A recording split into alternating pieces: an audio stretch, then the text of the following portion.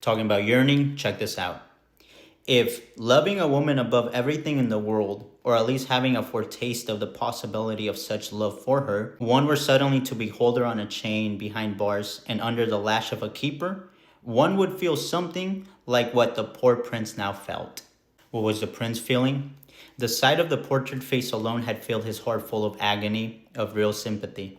And this feeling of sympathy, nay, of actual suffering for her, had never left his heart since that hour, and was still in full force. Oh yes, and more powerful than ever. A common theme for men is wanting to love someone or giving love to someone because you're saving that person. Or at least from our perspective, that's how it seems at times. I want to save this person. I want to give this person love. I want to give this person something that they've never experienced. This is a little bit of where the nice guys come in. With nice guys, like myself, with nice guys, it's almost like that. It's always like I see this girl being mistreated by this guy, and she needs another guy to come and save her. She needs another real man, because regardless of the titles, we're all men. To the nice guy, that is where he comes in. That is where he can view himself as the knight.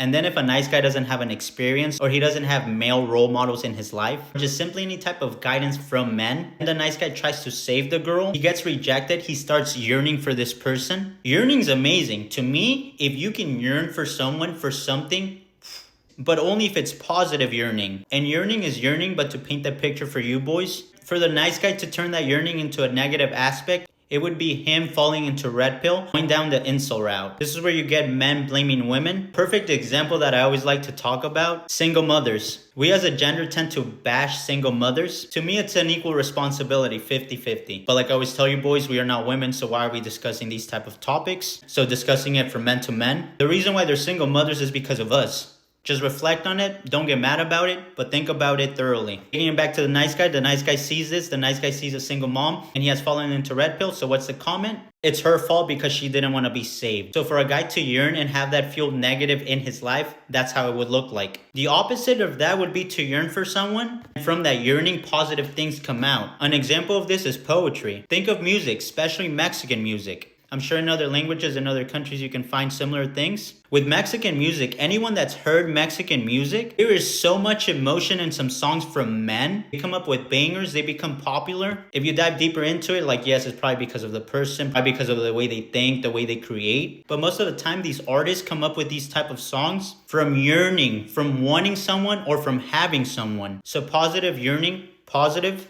would be you become creative. You have feelings, you have emotions for this person, for this thing. Just like the nice guy, you want to save this person, you want to save this thing, but you can't have it. So therefore, all that emotion, all that energy has to be transformed into something else. You transform it into a product that speaks to you. That's why it's good to yearn. However, it's not good to yearn if you don't know how to release that energy, all those emotions, in a creative perspective. This all makes sense to me, so that's all that matters.